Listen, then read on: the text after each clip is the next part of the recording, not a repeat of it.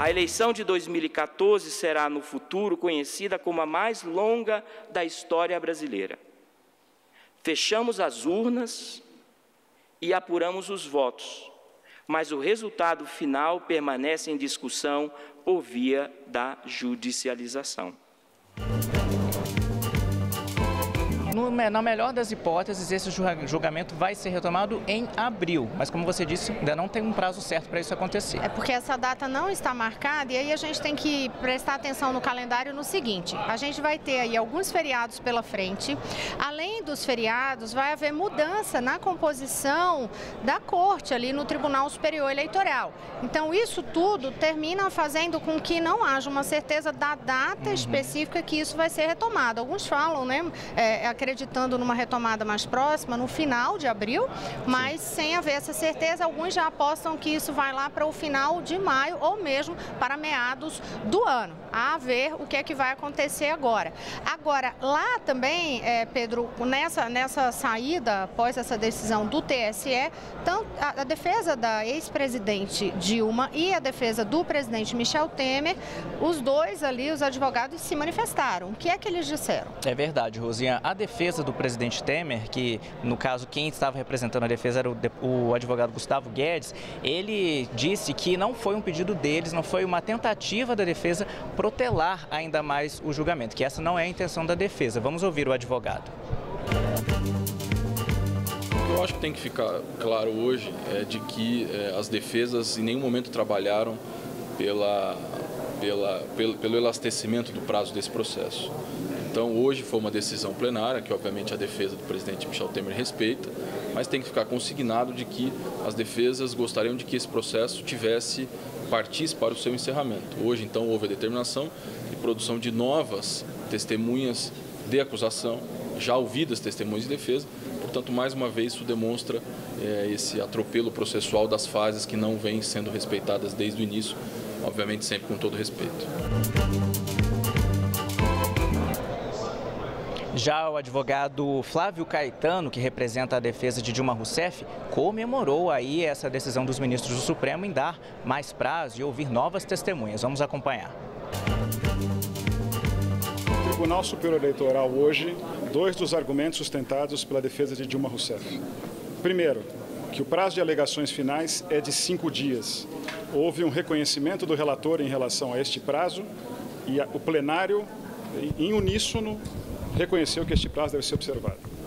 Em segundo lugar, o ministro relator também entendeu que era fundamental que fosse ouvido o ex-ministro Guido Mantega. Por essa razão, houve a reabertura da instrução probatória para se ouvir Guido Mantega, testemunha pedida pela defesa, e também outros 3 testemunhos, no momento do julgamento, pedidos pelo Ministério Público, que não o fizeram em suas alegações finais, para ouvir Mônica Moura, João Santana e André Santana. Rosiane, só para a gente concluir, né, lembrando que as duas defesas negam, né, essas acusações aí do processo. A defesa de Dilma Rousseff alega que não houve irregularidade, não houve caixa 2 e nem irregularidade na contratação de fornecedores, e a defesa do presidente Temer diz que a campanha dele, a parte do PMDB, não tem envolvimento com esses pagamentos que estão sob suspeita. Pede, inclusive, que seja separado, né, esse julgamento em relação ao que é de acusação contra a ex-presidente Dilma e também da chapa dele por ele ser vice, integração de chapa, mas ele pede essa divisão. Pedro, muito obrigada. Olha, o presidente Michel Temer, ele foi abordado, hoje ele cumpriu uma agenda em São Paulo e no Rio de Janeiro, tinha uma agenda ali incluindo a área econômica, com representantes do setor aí de investimentos, e aí ele foi abordado na saída por jornalistas a respeito desse julgamento no Tribunal Superior Eleitoral. O presidente Michel Temer disse que está tranquilo em relação à decisão que o TSE vem a adotar. Eu separei aqui a frase do presidente, ele chegou a afirmar o seguinte, que o judiciário fará aquilo que for melhor e que for compatível com o direito. Tenho absoluta convicção disso. Ele lembrou aí que resolveram ampliar essa instrução processual, disse que essa é uma decisão que cabe ao TSE, mas que vai estar sempre obediente às decisões do judiciário. Sempre assim foi o que disse o presidente Michel Temer. Temer. Aí mudando de assunto, né, já após essa história do adiamento aí do Tribunal Superior Eleitoral em relação à chapa Dilma Temer, o presidente também foi abordado sobre a questão da terceirização no país. Vários dias a gente discutiu aqui, né, trouxe para vocês desde a aprovação da proposta até a sanção pelo presidente Temer. E aí ele foi perguntado sobre isso, Michel Temer voltou a defender a importância da terceirização, disse que vetou alguns artigos ali na lei que foi aprovada pela Câmara dos Deputados, porque, segundo ele, eram itens que já estavam, inclusive, na Constituição. Ele observou ainda o seguinte, que se tiver a necessidade de fazer algum reparo, se for feita alguma observação, no sentido ali de se haveria algum tipo de prejuízo ao trabalhador, ele disse que há espaço para isso ser discutido e resolvido aqui mesmo dentro do Congresso Nacional, na discussão, no debate da reforma trabalhista. E aí o presidente Temer, sobre isso, ele falou que o seguinte, a última coisa que o governo quer é prejudicar o trabalhador. Ao contrário, disse o presidente, quando se pensa na terceirização, num momento de milhões de desempregados, é exatamente para incentivar o emprego. Agora a gente volta a falar aí sobre questões da área de justiça, mas a gente vai diretamente para a redação da Agência Brasil, conversar com a editora Carolina Pimentel, porque ela tem informações sobre Lava Jato. Agora há pouco o Pedro Henrique Moreira vinha falando com a gente aí sobre aquela tentativa de oitiva do marqueteiro João Santana, que foi o marqueteiro das campanhas do PT. E aí, Carolina, a gente tem a informação de que João Santana e a mulher dele fecharam aí acordo de delação premiada. Boa noite. Boa noite, Rosiane. Isso mesmo. O João Santana e Mônica Moura fecharam esse acordo de delação premiada e o ministro do Supremo Tribunal Federal, Edson Fachin, homologou o acordo de delação do publicitário João Santana e da mulher dele, Mônica Moura. O casal foi responsável pelo marketing da campanha da ex-presidenta Dilma Rousseff nas eleições de 2010 e 2014. João Santana e Mônica Moura, eles foram presos na 23ª fase da Operação Lava Jato, em fevereiro do ano passado, por determinação do juiz federal Sérgio Moro, mas foram soltos depois de pagarem uma fiança de mais de 31 milhões de reais. Bem, esse acordo de delação premiada, eles firmaram com a Procuradoria-Geral da República. O acordo estava em segredo de justiça, mas foi divulgado nesta manhã pelo vice-procurador eleitoral Nicolau Dino durante o início do julgamento. Esse julgamento que a gente falou há pouco sobre essa ação contra a chapa Dilma Temer, que aconteceu hoje no Tribunal Superior Eleitoral. Bem, durante as investigações, em depoimento, Mônica Moura disse que recebeu 4,5 milhões de dólares em uma conta offshore na Suíça e, segundo ela, esse repasse era referente a uma dívida por serviços prestados ao PT durante a campanha de Dilma Rousseff à presidência em 2010. Na ocasião desse depoimento, o PT declarou que todas as operações do partido foram feitas dentro da legalidade. O partido disse também que as contas da campanha eleitoral de 2010 foram aprovadas pela Justiça Eleitoral. Rosiane. Obrigada, Carolina Pimentel. E olha, a gente está falando aí sobre acusações de corrupção. A gente sempre lembra que aqui no Congresso Nacional continua tramitando, continua aquele debate polêmico sobre abuso de autoridade e também o que é que vai acontecer em relação às medidas de combate à corrupção. Hoje havia expectativa de uma reunião de líderes para tratar especificamente sobre essa proposta de combate à corrupção. Isso terminou não se concretizando. No entanto, o debate sobre abuso de autoridade, isso aí sim seguiu. E claro, Mariana Jungmann, nossa repórter aqui do Congresso Nacional, ela que é da Agência Brasil também, ela acompanhou e conta. Teve novidade hoje, Mariana? Boa noite. Boa noite, Rosiane. Bom, as discussões em torno do projeto do abuso de autoridade seguem.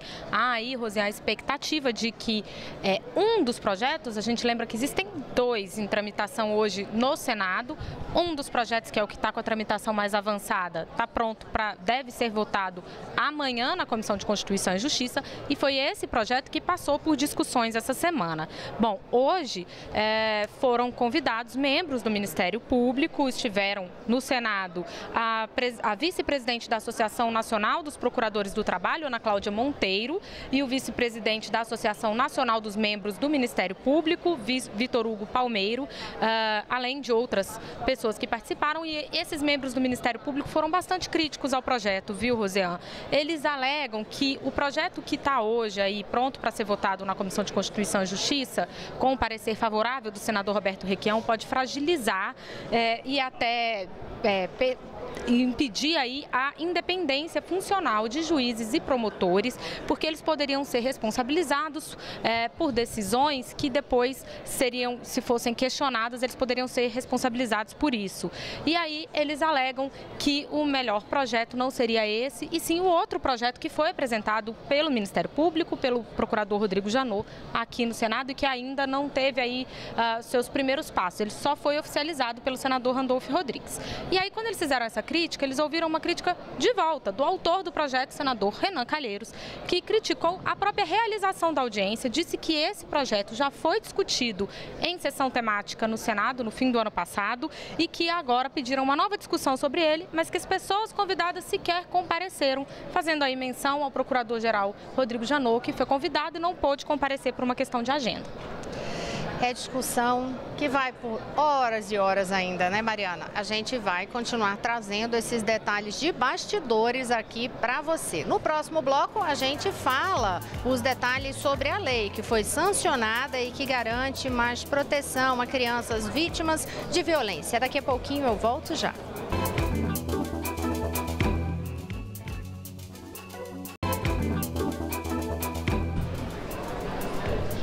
Olá, estamos de volta. Eu sou Rosiane Kennedy. Você confere com a gente as notícias que circularam hoje nos corredores do poder. No primeiro bloco, você conferiu conosco que o Tribunal Superior Eleitoral decidiu adiar o julgamento da ação que pede a cassação da chapa Dilma Temer e que não há prazo para esse julgamento ser retomado. Viu conosco também que o marqueteiro do Partido dos Trabalhadores nas campanhas do PT, João Santana, e a mulher dele fizeram um acordo de delação premiada.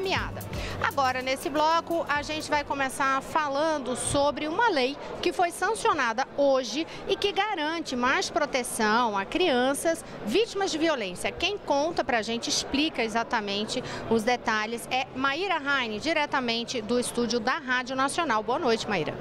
Boa noite, Rosiane. Boa noite a todos que nos acompanham. O presidente Michel Temer, como você disse, sancionou essa lei de combate à violência contra a criança e o adolescente.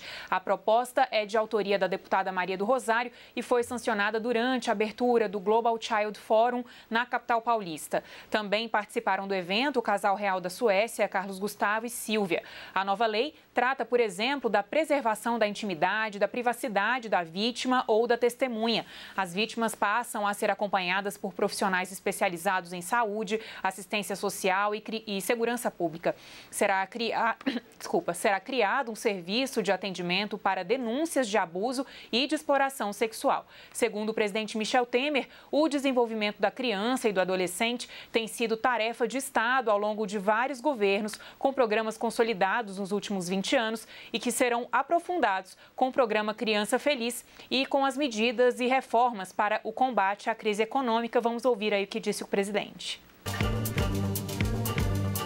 Em cada família, em cada comunidade, em cada sociedade, a criança deve ocupar um lugar especialíssimo. Ela representa o futuro e personifica a esperança. Ao mesmo tempo, é vulnerável e requer proteção.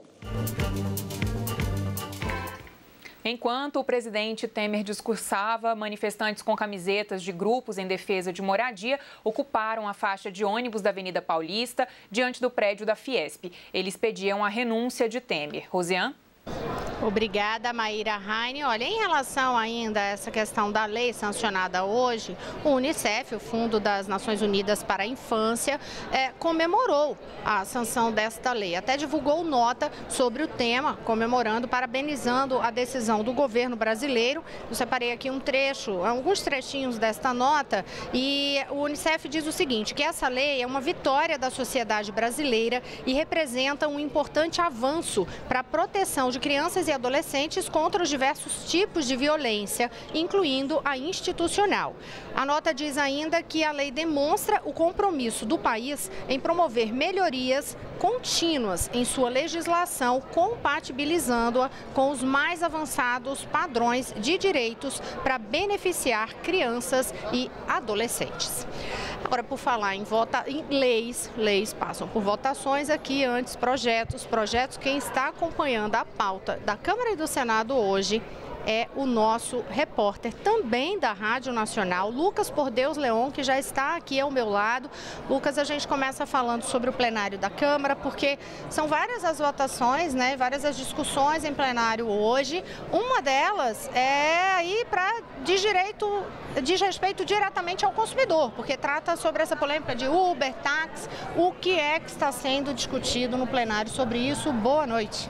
Boa noite, Rosiane. Boa noite a todos. O plenário da Câmara pode votar, provavelmente vai votar hoje, um projeto que regulamenta a questão do Uber e dos táxis, do transporte individual de passageiros. O que diz o projeto? O projeto estabelece que são os municípios os responsáveis por regulamentar esse serviço. Portanto, a Câmara fala para os municípios, olha, são vocês que vão regulamentar esse serviço e vocês estabelecem os limites, os critérios, é basicamente isso, viu, Rosana?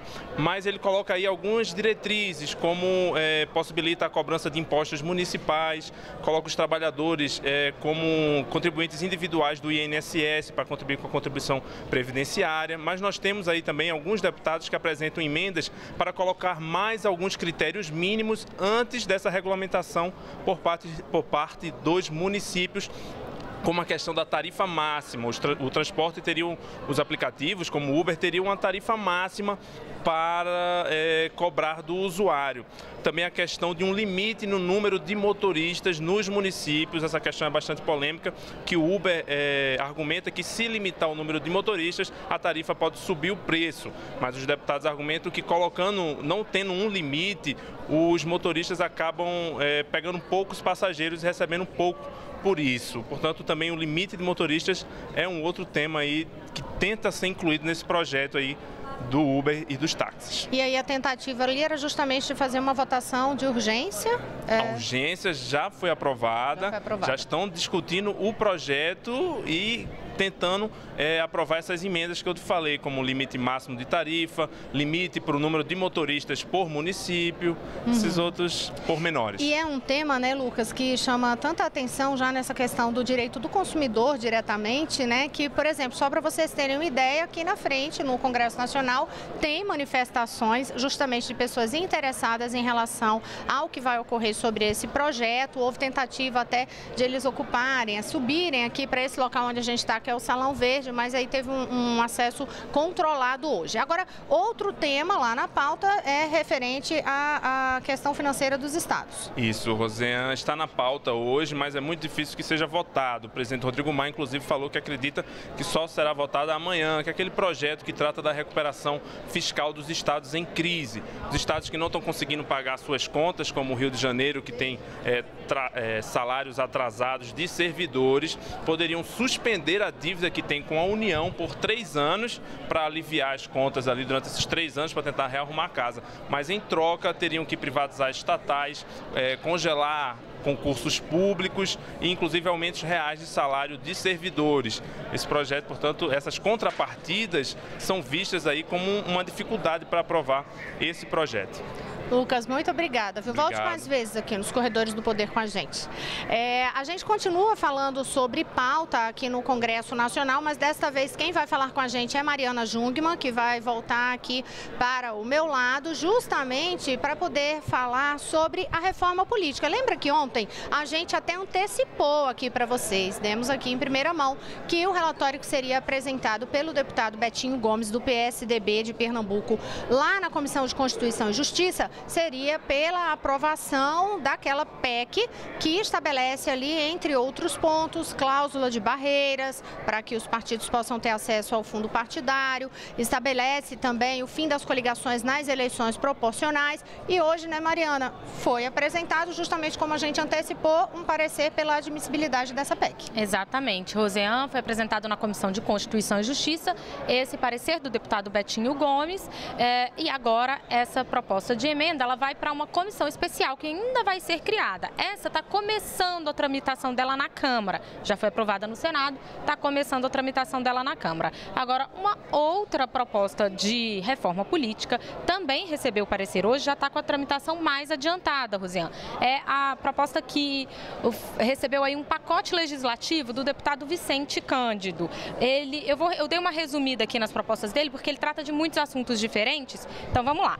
Ele prevê o voto em lista fechada para os próximos 2 anos e, a partir disso, depois seria feita uma divisão em que metade dos deputados seriam eleitos por lista fechada e a outra metade por voto distrital, em que os estados são divididos ali em regiões e tal, distritos, e as pessoas votam no distrito que elas moram. Aquela explicação que a gente sempre faz, né, Mariana? Assim, o que é o voto em lista fechada? O voto em lista fechada é o seguinte: os partidos, de alguma forma, vão decidir quais serão os candidatos daquela legenda e você vai ter direito a votar naquela lista que eles colocaram ali. Você não vota mais individualmente. A princípio, a lista fechada funciona desse jeito. Não há uma decisão, de fato, como é que cada partido formaria essa lista. Formaria com a cúpula partidária ou formaria com votação dos filiados da sigla? Isso aí é uma outra questão.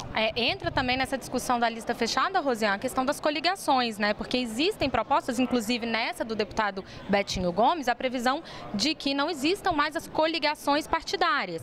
E aí o voto em lista fechada, geralmente ele presume a coligação partidária para que a lista tenha deputados de vários partidos que teriam ali afinidade ideológica. Isso é uma questão que ainda precisa ser resolvida, né? E aí já há o entendimento de alguns outros parlamentares de que com a lista fechada obrigatoriamente tem que acabar a coligação. Agora, Mariana disse que são vários tópicos e todos os tópicos estão detalhados na Agência Brasil. Você vai poder verificar lá. Eu só quero que você lembre a questão do financiamento rapidamente. Ele estabelece o financiamento público de campanha e a criação aí de um fundo de 2 bilhões de reais que seria usado para financiar as campanhas eleitorais, um fundo criado com dinheiro público e aí a distribuição desse fundo seria prevista de acordo com a representação dos partidos aqui na Câmara dos Deputados. Obrigada, Mariana Jungmann. Vamos rapidamente só saber qual é o principal destaque do jornal hoje, de agora à noite, na TV Brasil, Repórter Brasil Noite. Boa noite, Rosiane. Boa noite a todos. O Tribunal Superior Eleitoral adiou o julgamento da ação em que o PSDB pede a cassação da chapa Dilma Temer, vencedora das eleições presidenciais de 2014. Já o ministro Edson Fachin, relator dos processos relacionados à Operação Lava Jato no Supremo, homologou o acordo de delação premiada celebrado entre o Ministério Público Federal e o publicitário João Santana e a mulher dele, Mônica Moura. Os principais assuntos do dia estão no Repórter Brasil às 7h45, é claro, aqui na TV Brasil. É isso, Rosiane.